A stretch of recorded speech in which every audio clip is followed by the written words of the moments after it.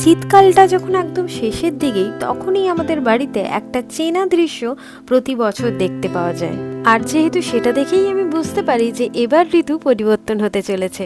ছাদের এক কোণে সকালের রোদ শেষ হয়ে যাওয়ার আগেই আমার মায়ের এই ব্যস্ত হাত ডাল ভিজিয়ে বেটে মশলা মাখিয়ে বড়ি দেওয়ার যে প্রস্তুতি পর্ব শুরু হয়ে গেছে সেটাই বুঝিয়ে দেয়।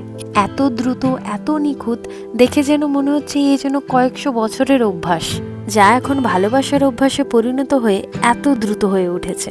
মায়ের হাতের গন্ধে মাখানো সেই ডালের মিশ্রণটা যেন নিমেষের মধ্যেই একটার পর একটা বড়ি বসিয়ে চলছে। আর আমি পাশে দাঁড়িয়ে ভাবি যে আমি কি মায়ের মতন করে এরকম এত দ্রুত নিখুঁত বড়ি দিতে পারবো কখনো, কি জানি। বাট বড়িগুলোর ওপর যখন রৌদ্র এসে পড়ে তখন বড়িগুলো যেন কি সুন্দর চকচক করে ওঠে। হয়তো এভাবেই শীত বিদায় নেয় আর বসন্ত চুপি চুপি প্রত্যেকটা বাঙালি বাড়ির ছাদে এভাবেই নেমে আসে।